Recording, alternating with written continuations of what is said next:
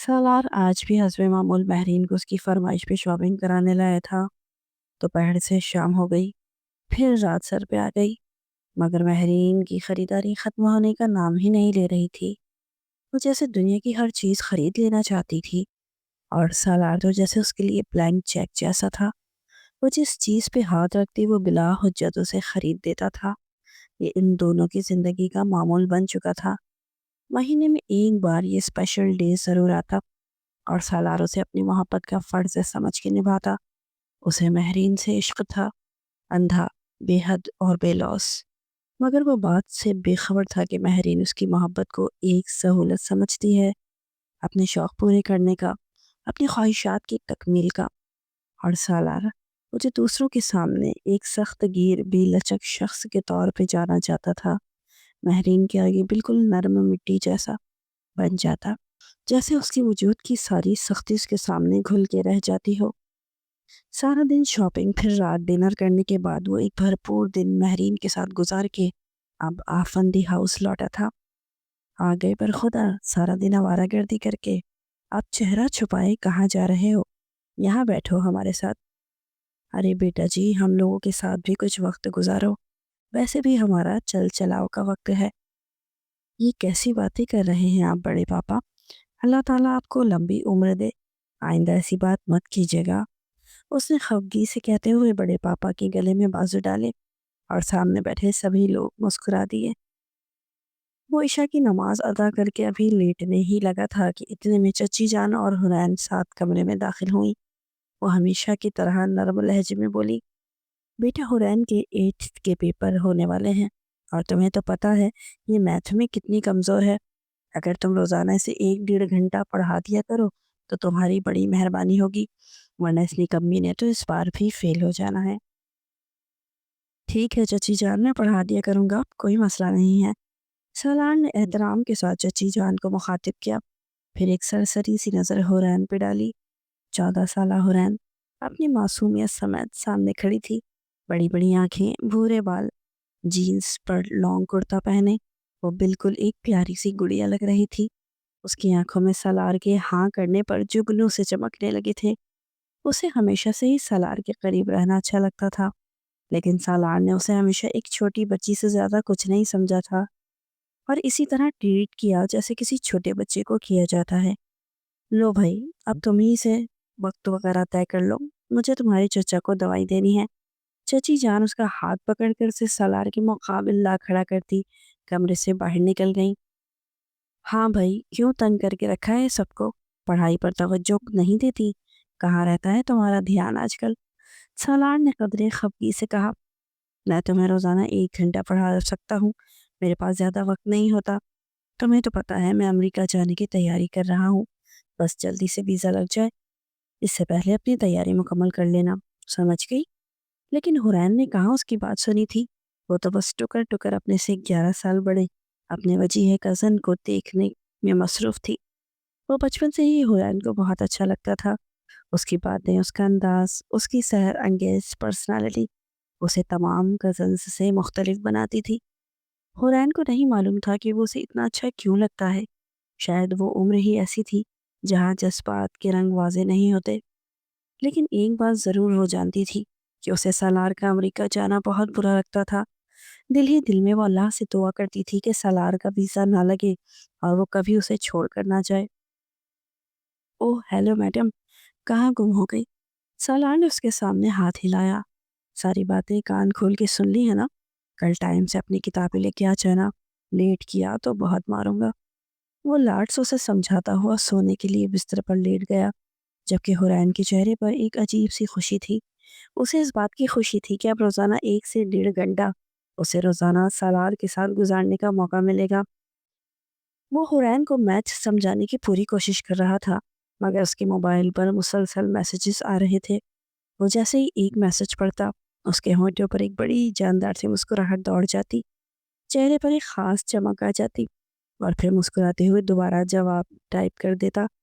अभी मोबाइल रखा ही होता कि अगला मैसेज आ जाता। हुरैन बहुत बुरी तरह बददिल हो रही थी। उसे साफ महसूस हो रहा था कि फ़ोन पर कोई ख़ास है जो सनार के चेहरे की मुस्कुराहट की वजह बन रही है। لالا بتائیں نا یہ پرابلم کیسے سالو ہوگی؟ سالار نے جیسے ہی موبائل رکھا حورین نے فوراً سوال داغا، لیکن جواب دینے سے پہلے ہی موبائل دوبارہ بج اٹھا۔ سالار نے بھی ساختہ پینسل میز پہ رکھی، فون اٹھایا اور لان کے کونے میں جا کے بات کرنے لگا۔ حورین کے دل پر ایک ٹھنڈی سی لہر اتر گئی، جیسے کچھ ٹوٹنے لگا ہو۔ آج سالار بے حد خوش تھا۔ اس کا امریکہ کا ویزا لگ چکا تھا۔ یہ خواب تھا جو تعبیر کے قریب تھا۔ پچھلے کچھ دنوں سے مہرین کا رویہ بدلا بدلا سا تھا۔ وہ اس سے ڈھنگ سے بات نہیں کر رہی تھی، لیکن آج بہت اصرار کے بعد وہ اس کے ساتھ لنچ کے لیے تیار ہو گئی تھی۔ وہ دونوں خوبصورت 5 اسٹار ریسٹورنٹ میں آمنے سامنے بیٹھے تھے۔ ہاں بھائی، ایسی کیا ایمرجنسی تھی جو 3 دن سے میرا دماغ کھا رکھا تھا؟ مہرین نے اپنے بالوں کو ایک ادا سے پیچھے کیا اور سالار کو سوالیہ نظروں سے دیکھا۔ سالار اسے ٹکٹکی باندھ کے دیکھ رہا تھا۔ اوہ سالار، کب تک ایسے دیکھتے رہو گے؟ اب تو بتا دو کیا ہے وہ سرپرائز؟ مہرین کے لہجے میں بے چینی تھی۔ میرے پاس ایک نہیں 2 سرپرائز ہیں۔ پہلا تو یہ کہ میرا امریکہ کا ویزا لگ گیا ہے۔ وہ چند لمحے رکا، پھر ہلکی سی مسکراہٹ کے ساتھ بولا، میں امریکہ جانے سے پہلے تمہیں اپنے نام سے منسوخ کرنا چاہتا ہوں تاکہ ایموشنلی اور فائنینشلی میرا فیوچر سیکیور ہو جائے۔ سالار اپنی بات میں کمل کر چکا تھا، مگر مہرین کے چہرے پر عجیب سی پریشانی اور بے چینی کا سایہ لہرانے لگا تھا۔ کیا بات ہے مہرین، تمہیں خوشی نہیں ہوئی؟ مہرین نے ہلکے سے مسکرا کے کہا، ارے نہیں، ایسی کوئی بات نہیں ہے۔ سالار، میں شادی اتنی جلدی؟ پہلے تو اپنی پڑھائی مکمل کر لو۔ میں کون سا کہیں بھاگی جا رہی ہوں؟ جب تم واپس آؤ گے تو پھر شادی کریں گے۔ مہرین کی بات سن کر سالار تو ہتے سے اکھڑ گئے تھے۔ کیوں؟ ابھی شادی کرنے میں کون سا مسئلہ ہے؟ اور ویسے بھی میں رخصتی کی بات نہیں کر رہا، ہم نکاح کر لیتے ہیں۔ 3 سال بعد جب میں واپس لوٹوں گا تو پھر دھوم دھام سے شادی کریں گے۔ مہرین سالار کے غصیلے انداز کو دیکھ کر اندر سے کچھ گھبرا گئی تھی، اس لیے وہ بات بناتے ہوئے بولی، میں اچانک یہ رشتہ ممی پاپا کے سامنے نہیں رکھ سکتی، تو مجھے کچھ وقت دو سالار۔ کیا مطلب؟ تم جو ہفتے میں کئی دن میرے ساتھ گھومتی رہتی ہو، تب تمہارے گھر والوں کو اندازہ نہیں ہوتا کہ تم کسی کے ساتھ کمٹ کر رہی ہو، اور جب میں تمہیں اپنا بنانے کی بات کر رہا ہوں تو تم انکار کر رہی ہو؟ اچھا ٹھیک ہے، میں تمہیں بتاتی ہوں، مگر پلیز مجھے کچھ دن دو تاکہ میں اپنے گھر میں تمہاری بات کر سکوں۔ مہرین نے نرمی سے سالار کے ہاتھ پہ ہاتھ رکھ کر اس کے غصے کو تھوڑا سا ٹھنڈا کیا تھا۔ وہ اپنی تیاریوں میں مصروف تھا۔ ان دنوں حورین کو بھی ٹیوشن نہیں دے رہا تھا، اور حورین اس کے بدلے ہوئے رویے کو بہت شدت سے محسوس کر رہی تھی۔ وہ تو ہر لمحہ اس کے قریب رہنا چاہتی تھی، اور اب جب کہ وہ امریکہ جانے والا تھا، اس کا معصوم سا دل مکمل طور پہ ٹوٹ پھوٹ کا شکار ہو چکا تھا۔ اسے یقین ہونے لگا تھا کہ شاید اللہ تعالیٰ نے اس کی دعائیں نہیں سنی۔ سالار کی آنکھیں موبائل فون کی مسلسل آواز پہ کھلی تھی۔ نیم غنودگی کے عالم میں اس نے آنکھیں موم کے موبائل کی اسکرین کو دیکھا، جہاں ایاز کا نام جگمگا رہا تھا۔ کیا مصیبت ہے، اس نے جھنجھلاہٹ سے کہا۔ دوسری طرف ایاز ہنس پہ عادت ہنسنے لگا۔ کتنا سوئے گا؟ امریکہ جا کے پوری کر لینا نیندیں، شرافت سے لنچ ٹریٹ دے دے۔ بات مکمل کرتے ہی اس نے فون بند کر دیا۔ سالار خفگی سے موبائل کی اسکرین کو دیکھتا رہ گیا۔ تمہیں کون سے فاقے پڑے ہیں جو میرے پیچھے پڑ گئے تھے ٹریٹ کے لیے؟ وہ مصنوعی خفگی سے ایاز کو ڈانٹ رہا تھا، جبکہ ایاز بے فکری سے مسکرا رہا تھا۔ اب اس سالے 3 سال کے لیے جا رہا ہے، ایک وقت کی ٹریٹ بھی نہیں دے سکتا، کیسا دوست ہے تو؟ ایاز نے ہنستے ہوئے جواب دیا۔ ابھی ان کی باتیں جاری تھی کہ سالار کی نظر ریسٹورنٹ کے ایک گوشے میں بیٹھی مہرین پہ جا پڑی۔ وہ گہرے سرخ رنگ کا لباس پہنے بے حد دلکش لگ رہی تھی، لیکن جو چیز سالار کے دل کو کھا گئی اس کے سامنے بیٹھا شخص تھا۔ عمر میں مہرین سے واضح طور پہ بڑا، اور جس نظر سے وہ مہرین کو دیکھ رہا تھا وہ سالار سے برداشت نہیں ہوا۔ وہ کسی چیز کی پرواہ کیے بغیر سیدھا مہرین کی میز پہ پہنچا۔ مہرین، یہ کون ہے؟ تعارف کراؤ۔ سالار نے جاتے ہی سوال داغا۔ مہرین جیسے سکتے میں آ گئی تھی۔ اس سے پہلے کہ وہ کچھ بولتی، سامنے بیٹھے شخص نے خود ہی مسکرا کے جواب دیا، میرا نام رؤف انصاری ہے، انصاری ٹیکسٹائل ملز کا مالک اور مہرین کا ہونے والا شوہر۔ آپ کون ہیں؟ سالار پر جیسے آسمان ٹوٹ پڑا ہو۔ یہ آدمی کیا بکواس کر رہا ہے مہرین؟ مہرین نے بے نیازی سے آنکھیں اٹھائیں اور پورے سکون سے کہا، جو بھی کہا ہے صحیح کہا ہے، میرے گھر والوں نے ان سے میرا رشتہ طے کر دیا ہے اور اسی مہینے شادی ہو رہی ہے۔ میں تمہیں بتانا چاہتی تھی لیکن تم تو امریکہ جانے کی خوشی میں ہی گم تھے۔ اس انکشاف نے سالار کی دنیا جیسے اجاڑ دی۔ اس کا ہاتھ غیر ارادی طور پر ہوا میں بلند ہوا۔ شاید وہ اپنے جذبات پر قابو نہ رکھ پاتا، لیکن ایاز نے بر وقت اس کا ہاتھ تھام لیا۔ کیا کر رہا ہے سالار؟ چل یہاں سے، یہاں تماشا مت بنا، ایاز نے سختی سے کہا اور سالار کو گھسیٹتے ہوئے باہر لے آیا۔ باہر آتے ہی سالار نے غصے سے ایک زوردار مکہ اپنی گاڑی کے بونٹ پہ مارا، جیسے دل میں اٹھتے درد اور غصے کا اظہار اسی ایک وار میں کر رہا ہو۔ سالار کے امریکہ جانے میں صرف 2 دن رہ گئے تھے۔ آج ہورین کی 15ویں سالگرہ تھی اور کچھ سالار کی موجودگی کو یادگار بنانے کے لیے گھر کے لان میں ایک مختصر سی پارٹی رکھی گئی تھی۔ ہورین، مہمان آنا شروع ہو جائیں گے بیٹا، جلدی سے نہا لو اور تیار ہو جاؤ۔ وہ بھائی جان کے بات پر کپڑے اٹھاتی واش روم کی جانب گئی تھی، لیکن وہاں پہلے سے ہی کوئی تھا، اس لیے ہورین نے بے اختیار سالار کے کمرے کا رخ کیا، کیونکہ وہ جانتی تھی کہ اس وقت سالار گھر پر نہیں ہے۔ وہ واش روم میں نہانے کے لیے چلی گئی۔ اتفاق سے اسی وقت سالار بھی گھر آ چکا تھا اور جیسے ہی اپنے کمرے میں داخل ہوا، پورے گھر کی لائٹ کسی خرابی کے باعث بند ہوئی تھی۔ ہورین اندھیرے سے ڈر کے چیخ مار کے واش روم سے باہر نکل آئی تھی۔ اس وقت وہ مکمل طور پر ڈری ہوئی تھی۔ اسے ہمیشہ سے ہی اندھیرے سے سخت خوف آتا تھا۔ سالار اپنے کمرے میں ہورین کی موجودگی سے بے خبر تھا۔ اس نے فوراً ہی موبائل کی ٹارچ چلائی تو سامنے کا منظر دیکھ کے ہکا بکا رہ گیا۔ اس نے فوراً نظریں پھیر لی، لیکن اسی لمحے ہورین نے گھبرا کے پردہ اپنے گرد لپیٹ لیا۔ بدقسمتی سے اسی وقت بڑے چاچا اور چچی ہورین کی چیخ سن کے کمرے میں داخل ہوئے تھے، اور ان کے سامنے جو منظر آیا وہ ان کے لیے ناقابل یقین اور دل دہلا دینے والا تھا۔ ہورین تو ایسی حالت میں دیکھ کر چچی جان نے جلدی سے آگے بڑھ کے ہورین کو اپنی باہوں میں سمیٹتے اپنا دوپٹہ اس کے گرد لپیٹ دیا تھا۔ وہ بھی سہمی ہوئی ان کی باہوں میں چھپ گئی تھی۔ بڑے پاپا نے غصیلی نظر سالار کے اوپر ڈالی تھی۔ سالار ان کی نظروں کا مفہوم سمجھتے ہوئے اپنی صفائی دینے کے لیے لب کھولنے ہی والا تھا کہ اس سے پہلے ہی بڑے پاپا کا ہاتھ اٹھا اور اس کی گال پر پوری طاقت سے ایک نشان چھوڑ گیا تھا۔ اس تماچے کا نشان اس کی گال سے زیادہ اس کی روح پہ لگا تھا۔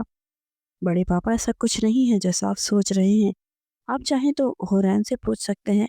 میں تو خود ابھی ابھی کمرے میں آیا ہوں، مجھے نہیں معلوم تھا کہ یہ یہاں موجود ہے۔ وہ اپنے گال پہ ہاتھ رکھے بے یقینی کے باوجود فر اپنی صفائی پیش کر رہا تھا۔ ایک ایک کر کے گھر کے تمام افراد اس کمرے میں جمع ہو چکے تھے۔ چچی جان ہورین کو کمرے سے لے جا چکی تھی۔ سالار جانتا بھی نہیں تھا کہ اس کے کمرے میں ایک کمرہ عدالت لگ جائے گی، جس کے کٹہرے میں وہ بے گناہ ہوتے ہوئے بھی ان سب کی نظروں میں مجرم ثابت ہو جائے گا۔ آپ کو میری بات پر یقین نہیں ہے تو ہورین کو بلا کر اس سے پوچھ سکتے ہیں، بلائیں اور پوچھیں اس سے۔ وہ یہ کہتا خود ہی اپنے کمرے سے نکلتا، ہورین ہورین کی آوازیں لگاتا نیچے ہال میں پہنچا تھا۔ ہورین ابھی بھی تائی جان کے ساتھ کمرے سے برآمد ہوئی تھی۔ اس کی نظریں جھکی ہوئی تھیں اور چہرہ آنسوؤں سے بھیگا ہوا تھا، لیکن یہ وقت کسی پہ ترس کھانے کا نہیں تھا۔ اسی لیے سالار نے اسے کندھے سے تھامتے ہوئے اس سے پوچھا تھا، ہورین، میرے کمرے میں جو کچھ ہوا پلیز سب کو بتا دو۔ لیکن ہورین خاموش کھڑی تھی۔ اس کی خاموشی کو دیکھتے ہوئے سالار نے اپنا سوال دہرایا، بتاؤ ہورین، گھبرانے کی کوئی ضرورت نہیں ہے، یہاں سب تمہارے اپنے ہیں بیٹا۔ اس کے بابا نے آگے بڑھ کر شفقت سے اس کے سر پہ ہاتھ رکھا تھا اور محبت سے اس سے دریافت کیا تھا۔ ہورین نے ایک نظر سب کے چہروں پر ڈالی تھی۔ وہ ہاں ہاں بیٹا بولو، گھبرانے کی کوئی ضرورت نہیں ہے۔ بڑے پاپا نے بھی اسے ہمت دلائی تھی۔ بڑے پاپا، میں نہا رہی تھی کہ تبھی کمرے کی لائٹ بند ہو گئی اور سالار لالا نے واش روم میں آ کر مجھے، اس سے پہلے کہ وہ اپنی بات مکمل کرتی، ایک زوردار تھپڑ سالار نے اس کے چہرے پہ لگایا تھا۔ کیا بکواس کر رہی ہو؟ یہ سب کب ہوا تھا؟ اس سے پہلے کہ وہ غصے میں مزید اس پہ ہاتھ اٹھاتا، اس کے بابا نے بیچ میں آ کر اس کا ہاتھ کو سختی سے تھام لیا تھا۔ ایک تو چوری کرتے ہو، اوپر سے سینہ زوری، تمہاری ہمت کیسے ہوئی میری بیٹی پہ ہاتھ اٹھانے کی؟ چچا جان کی آنکھوں کی بے یقینی نے اسے جیتے جی مار ڈالا تھا۔ اس کا دل چاہ رہا تھا کہ زمین پھٹ جائے اور وہ اس میں سما جائے۔ ایسا کچھ نہیں ہے چچا جان، یہ جھوٹ بول رہی ہے۔ اس میں پھر سے اپنی صفائی دینے کی کوشش کی، مگر اس بار بڑے پاپا نے ہاتھ اٹھا کر اس کی بات کو بیچ میں روک دیا تھا۔ ہماری رگوں میں آفندیوں کا خون ہے، ہمارے ہاں ایسی بےہودگیاں نہیں ہوتی۔ نہ جانے یہ کیسے بہک گیا اور اب جبکہ یہ اتنا بڑا قدم اٹھا ہی چکا ہے تو بہتر یہی ہے کہ گھر کی بات اس سے پہلے باہر نکلے، اس کو یہیں دبا دینا چاہیے۔ کیا مطلب ہے آپ کا یہیں دبا دینا چاہیے؟ اس نے میری بیٹی کے ساتھ اتنی بےہودگی کی ہے اور آپ کہہ رہے ہیں بات کو یہیں دبا دینا چاہیے؟ مطلب کیا ہے آپ کا؟ چچا جان پورے قہر کے ساتھ بولے تھے، میرا مطلب یہ ہے کہ سالار اور حورین کا نکاح ابھی کے ابھی ہوگا۔ جو کچھ ہو چکا ہے اس کے بعد حورین کسی اور کی عقد میں نہیں دی جا سکتی، اور نہ ہی ابھی اور نہ ہی کبھی۔ بڑے پاپا کی بات جیسے پتھر پہ لکیر تھی۔ سالار تو جیسے کسی حیرت کے سمندر میں غوطہ زن تھا۔ سالگرہ کی تقریب نکاح کی تقریب میں بدل گئی۔ بنا کسی پہ ظاہر کیے بہت ہی احسن طریقے سے ان کا نکاح انجام دیا گیا تھا۔ سالار کو یہ حکم دیا گیا تھا کہ امریکہ یا جہاں جانا ہے چلی جاؤ، جب 3 سال بعد واپس آؤ گی تو اپنی امانت کو اپنا لینا۔ سامنے بیٹھی حورین کو دیکھ کر اس کا خون رگوں میں ٹھاٹے مارنے لگا تھا۔ 3 سال بعد رخصتی کیوں ہوگی؟ اب اگر جب یہ میری بیوی بن ہی گئی ہے تو رخصتی بھی آج ہی ہوگی۔ سالار کے غصے کے لاوے کو نکلنے کا جیسے ایک موقع مل گیا تھا۔ یہ کیا فضول ڈیمانڈ کر رہے ہو تم؟ ابھی وہ چھوٹی ہے، صرف 15 سال کی۔ 3 سال بعد جب تم واپس آؤ گی تو وہ بالغ ہو چکی ہوگی، تبھی تمہارے ساتھ اس کی رخصتی کی جائے گی۔ بڑے پاپا نے نہایت غسیل لہجے میں اس سے کہا تھا، کیوں 15 سال کی لڑکی کیا لڑکی نہیں ہوتی؟ اور ویسے بھی اگر اس کے ساتھ وہ درندگی میں آج دکھا رہا تھا تو اس کا مطلب ہے مجھے اس رخصتی کی بھی ضرورت آج ہی ہے۔ 3 سال انتظار کر کے میں کیا کروں گا؟ اس لیے میں سالار آفندی ابھی اور اسی وقت حورین سالار آفندی کی رخصتی لیتا ہوں۔ یہ کہتے ساتھ ہی وہ حورین کی جانب بڑھا تھا کہ بڑے پاپا نے بیچ میں آ کے اسے روک دیا، تم ایسا نہیں کر سکتے۔ میں ایسا کر سکتا ہوں کیونکہ اب اس لڑکی پر سب سے زیادہ صرف میرا حق ہے۔ یہ میری بیوی ہے، میرے عقد میں ہے اور اسلام کی روح سے شادی کے قابل ہے۔ یہ کہتے ساتھ ہی اس نے حورین کے ہاتھ کو سختی سے تھاما تھا اور گھر سے باہر بڑھ گیا تھا۔ وہ جیسے کسی کٹی پتنگ کی طرح اس کے ساتھ کھنچتی چلی جا رہی تھی۔ اس نے ایک جھٹکے سے گاڑی کی فرنٹ سیٹ پر اسے دھکیلا تھا اور خود گھوم کے گاڑی کی دوسری طرف سے آتا ایک جھٹکے میں گاڑی کو سٹارٹ کرتا نہ جانے کون سے انجان راستوں پہ سفر کرنے لگا تھا۔ یہ ایاز کا فلیٹ تھا۔ سالار گاڑی سے اترتے ہی حورین کو بازو سے کھینچ کے باہر لایا تھا۔ حورین مسلسل رو رہی تھی، سسک رہی تھی، لیکن سالار کا چہرہ سختی سے بھرا ہوا تھا۔ ایاز کے فلیٹ کا دروازہ ایک زوردار دھکے سے کھولتے ہی اس نے حورین کو اندر دھکیلا اور دروازہ بند کرتے ہی اسے دیوار سے جا لگایا۔ کیا سوچ کے تم نے میرے اوپر وہ گھٹیا الزام لگایا؟ بولو۔ سالار کا لہجہ اتنا بلند تھا کہ کمرے کی خاموشی کانپنے لگی۔ اس کی آنکھوں میں خون اترا ہوا تھا اور سانسیں بے ترتیب تھی۔ کیا کمی رہ گئی تھی میری محبت میں جو تم نے یہ سب کے سامنے میری عزت کا جنازہ نکال دیا؟ وہ اب اس کے بالکل سامنے کھڑا تھا، اتنا قریب کہ حورین کو اپنی سانس رکتا ہوا محسوس ہونے لگا۔ اس کا چہرہ سفید پڑ چکا تھا۔ وہ کچھ بولنا چاہتی تھی لیکن سالار کی آنکھوں میں موجود قہر کی شدت کی وجہ سے کچھ بول نہیں پا رہی تھی۔ میں نے تمہیں چھوا تک نہیں تھا، پھر کیوں تم نے سب کے سامنے وہ گھٹیا بات کی؟ کیوں مجھ پہ وہ تہمت لگائی جس نے میرا سب کچھ برباد کر دیا؟ بولو، کیوں لگایا وہ گھٹیا الزام تم نے مجھ پر کہ میں نے تم کو واش روم میں؟ اوف! وہ غصے سے پاگل ہوتا، اپنے بال مٹھیوں میں جکڑے اب دیوار پر مکے برسا رہا تھا۔ کیا کہا تھا تم نے وہاں پر؟ کہ میں نے تم پہ ریپ اٹیمپٹ کیا ہے؟ کچھ پتا بھی ہے ریپ کرنا کیا ہوتا ہے؟ بتاتا ہوں میں تم کو۔ اس نے حورین کو کمرے کے سائڈ پہ پڑے ہوئے میٹرس پہ پٹک دیا تھا۔ وہ ایک دم ساکت ہو گئی تھی۔ سالار کا دل، اس کا دماغ سب جل رہا تھا۔ اس نے غصے اور جنون میں اپنی شرٹ کو ایک جھٹکے سے اتارا اور پیچھے پھینکا۔ حورین نے آنکھیں زور سے میچ لی تھی۔ اب میں تمہارے ساتھ وہی سب کروں گا جس کا تم نے مجھ پر الزام لگایا ہے، تاکہ تمہیں اور سب کو پتہ چلے کہ الزام اور حقیقت میں کتنا فرق ہوتا ہے۔ اس نے حورین کی گلابی ہونٹوں کو اپنی انگلی سے چھوا۔ سالار کی انگلیاں اس کے ہونٹوں پہ لگتے ہی اس کے ہونٹ کانپنے لگے تھے۔ حورین نے جھٹکی سے سالار کا ہاتھ پیچھے کیا۔ سالار لالا، یہ کیا بے شرمی ہے، ہاتھ پیچھے کریں۔ حورین نے گھبرا کے بے ساختہ کہا تھا، لالا کون؟ میں تو ایک ریپسٹ ہوں اور اب تو تمہارا شوہر بھی، تو پھر کیوں کروں میں اپنے ہاتھ پیچھے؟ اب تو زبردستی میری بیوی بھی بنا دی گئی ہو تم، اب تو سب کچھ حلال ہو چکا ہے۔ وہ وحشیانہ انداز میں دھاڑا تھا۔ حورین کا دل تو کیا، کمرے کی در و دیوار بھی کانپ اٹھے تھے۔ اس سے پہلے کہ وہ حورین پہ اپنی گرفت مضبوط کرتا، उसी लम्हे सलार का मोबाइल फ़ोन बजा था।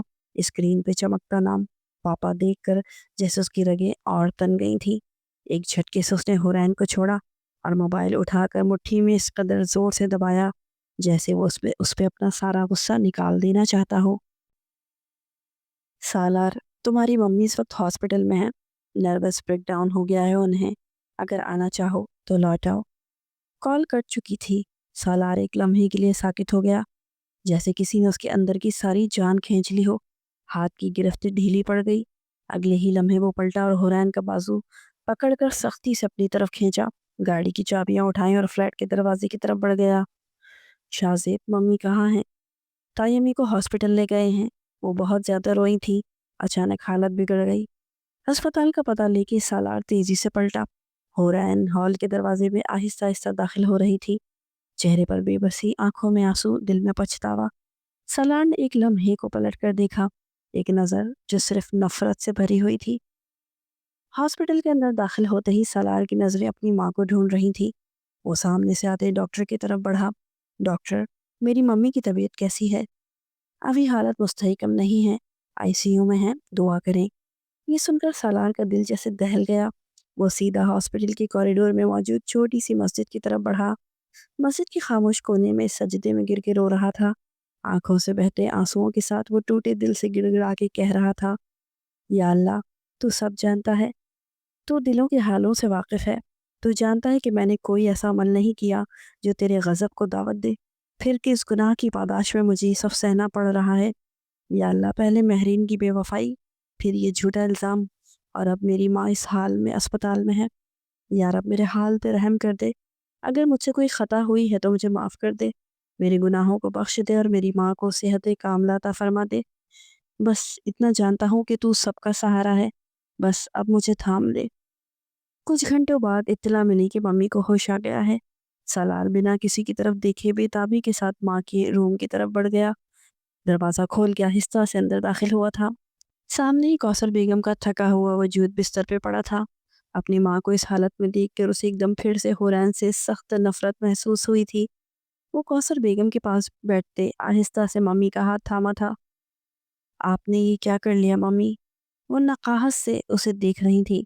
उनकी आंखों में वाज़ेह तौर पे खफगी की झलक थी। सालार ने बहुत मोहब्बत से उनके हाथ को पकड़ के अपनी आंखों से लगाया था। आप खफा हैं मुझसे? कौसर बेगम ने कोई जवाब नहीं दिया था। वो फिर बेबसी से बोला था, मम्मी, आपको लगता है कि क्या मैं ऐसा कर सकता हूँ? उसने बेचैनी और उम्मीद के साथ अपनी माँ की आंखों में देखा था। कौसर बेगम उसके सवाल पे कुछ देर उसे टिकटिकी मान के देखती रही और फिर अपना हाथ उसके हाथों से छुड़ाकर उसके सर पे रखते हुए नकाहत ज़दा आवाज़ में बोली थी, मेरा दिल कहता है मेरा बेटा ऐसा नहीं कर सकता। सालार की आंखें एकदम ही जगमगाने लगी थी।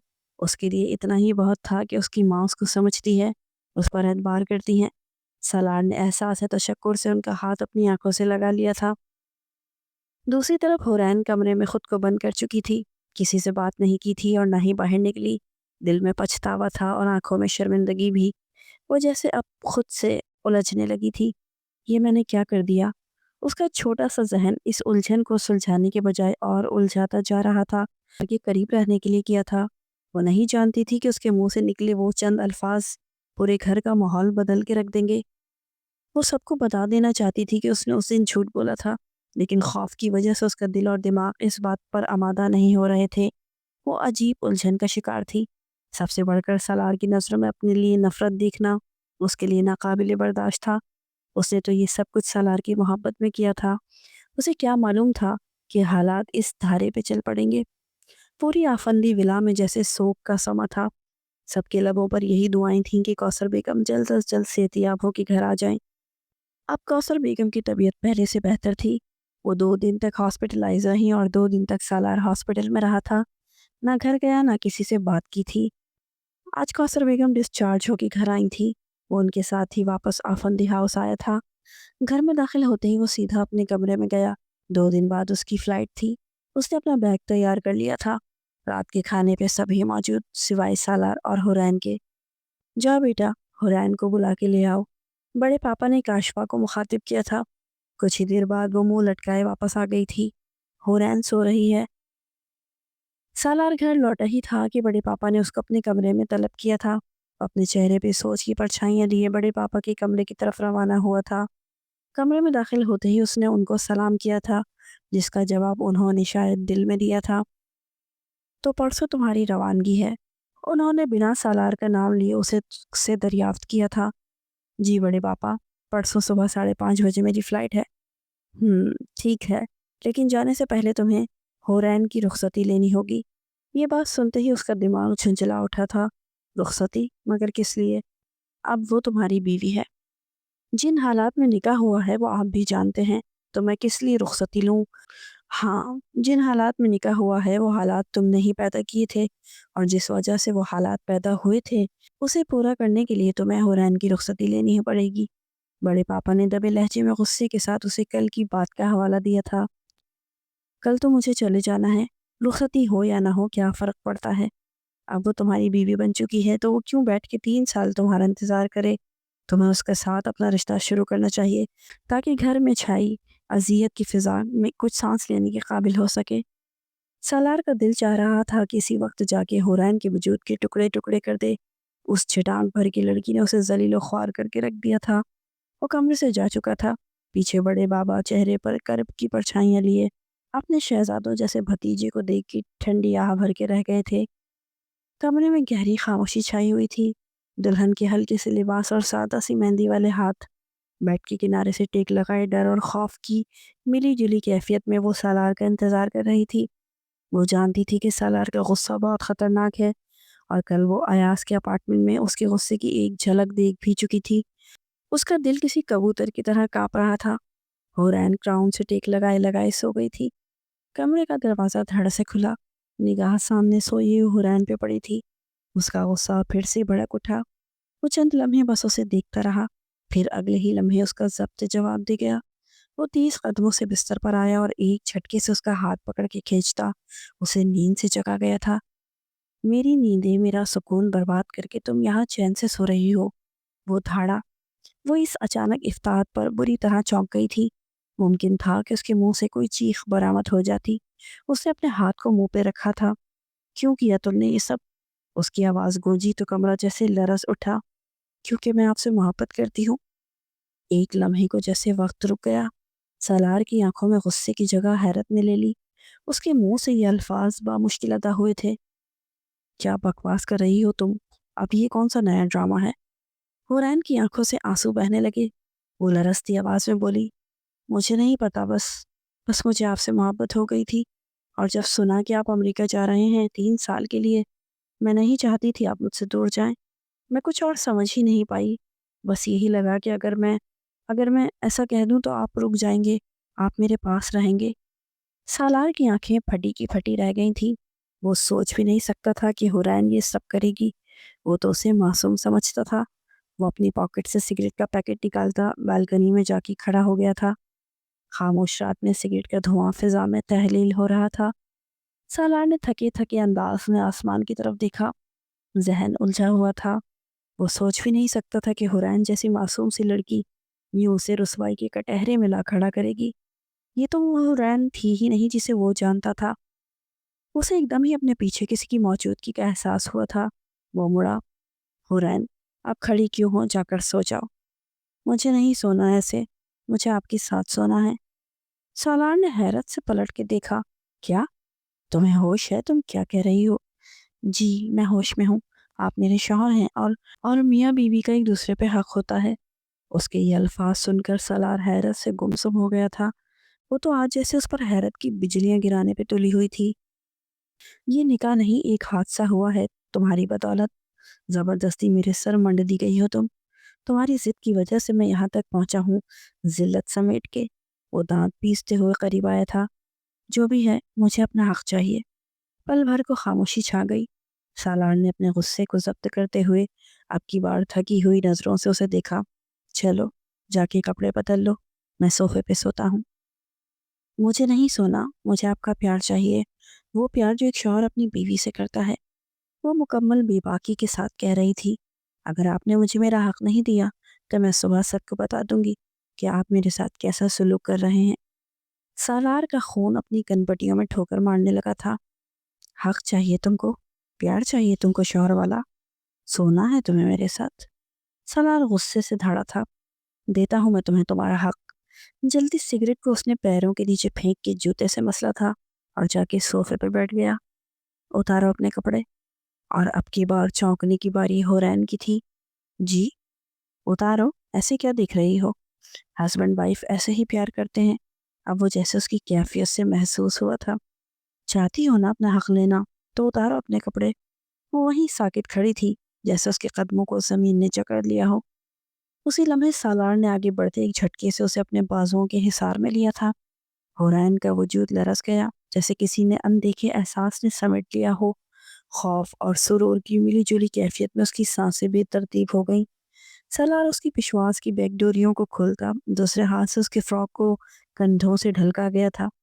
اب اپنے لبوں کو اس کی شولڈر پہ رکھتا، سختی کے ساتھ اسے اپنے لمس سے روشناس کراتا، ایک دم سے ہی اس کے معصوم لبوں کو اپنے لبوں میں جکڑتے اس کی سانسوں کو پینے لگا تھا۔ ایک لمحے کا بھی موقع دیے بغیر وہ بے دردی کے ساتھ اس کے ہونٹوں کو چوم رہا تھا، چوس رہا تھا، اور وہ آکسیجن کی کمی سے جھٹپٹا رہی تھی۔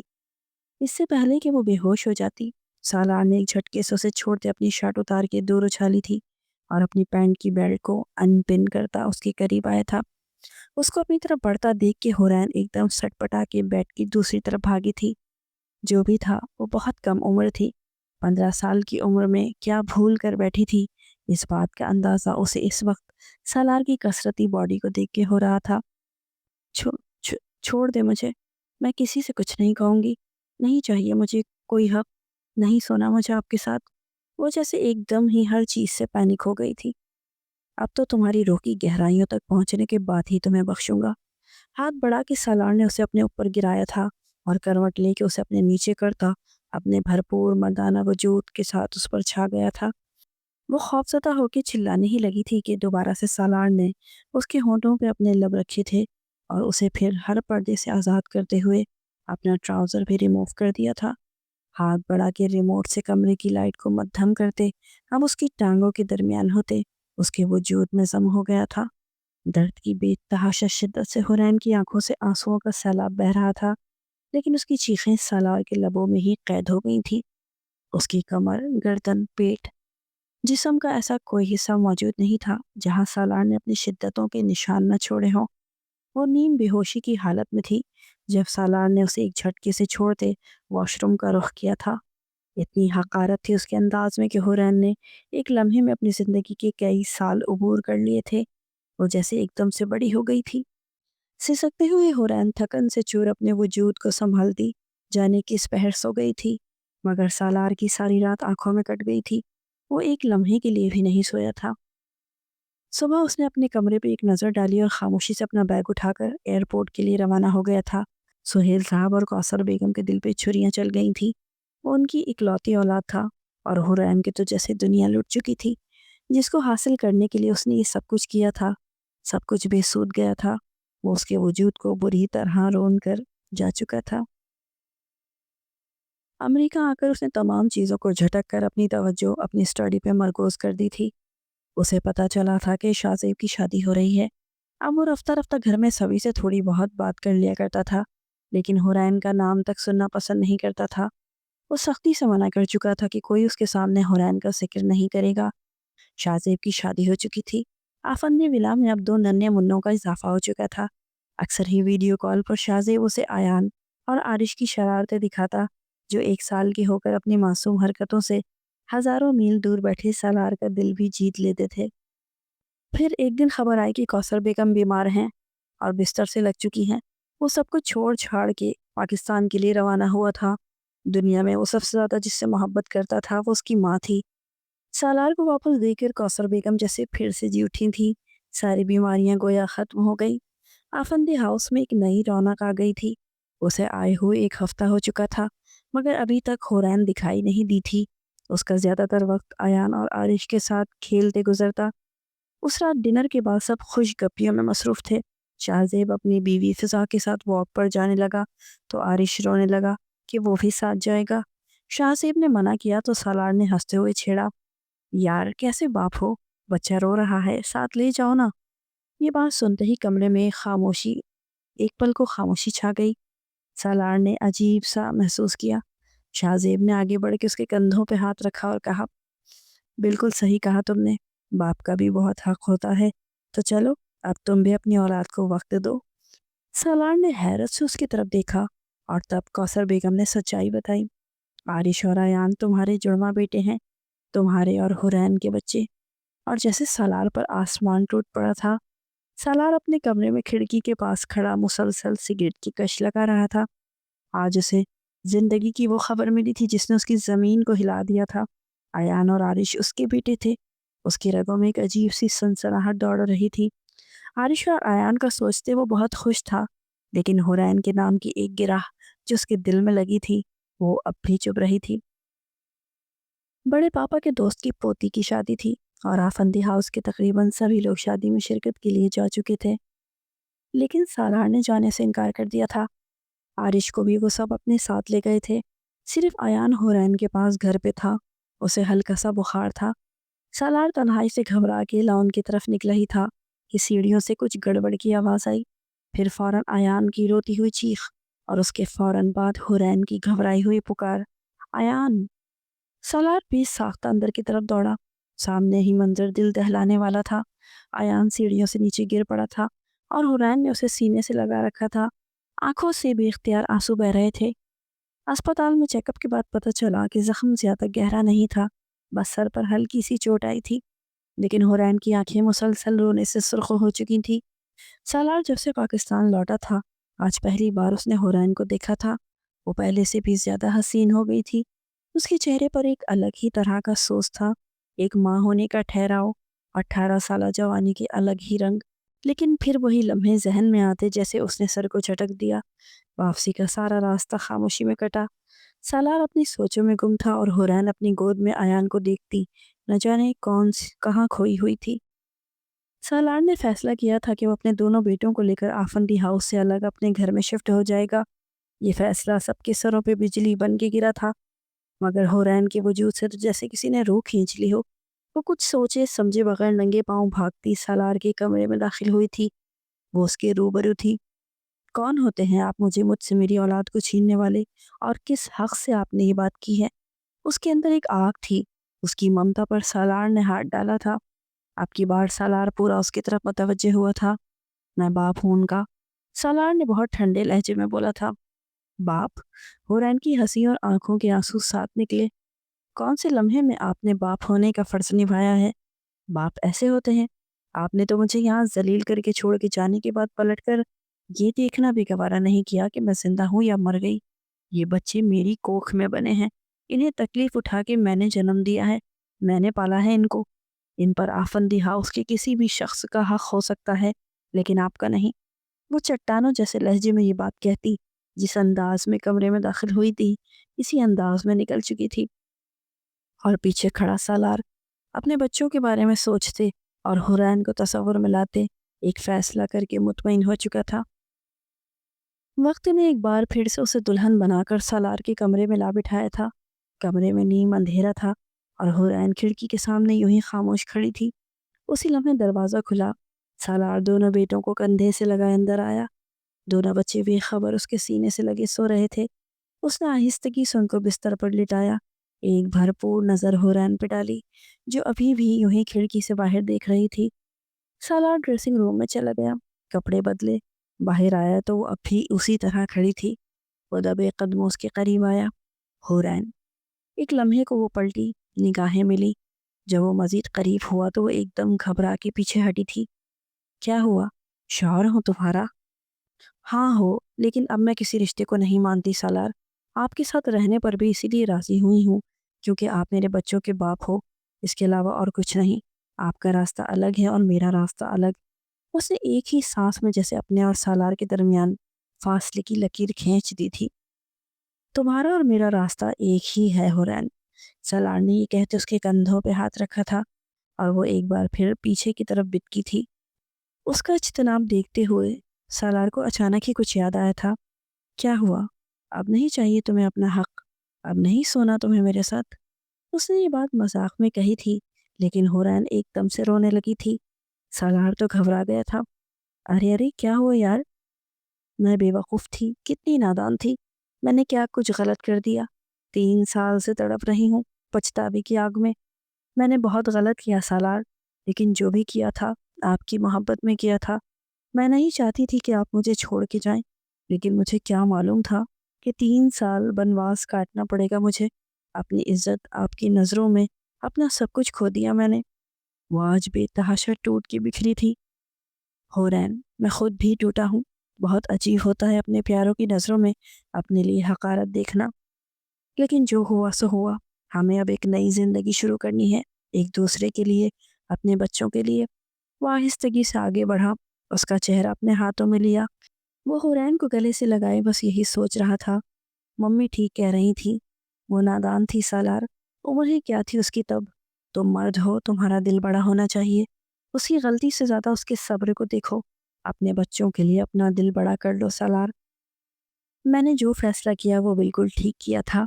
وہ آہستہ سے اس کی گردن کے پاس جھکا، محبت اور احترام اور چاہت کی جذبے سے لبریز۔ حورین کی پلکیں بھیگ چکی تھی، لیکن لبوں پر ہلکی سی مسکراہٹ تھی، جیسے برسوں کی دکھ لمحے میں ہی ختم ہو گیا ہو۔ کمرے میں صرف سکون تھا، ننھے بچے نرم بستر پر سو رہے تھے، اور برسوں کا بچھڑا ہوا رشتہ آج مکمل ہو چکا تھا۔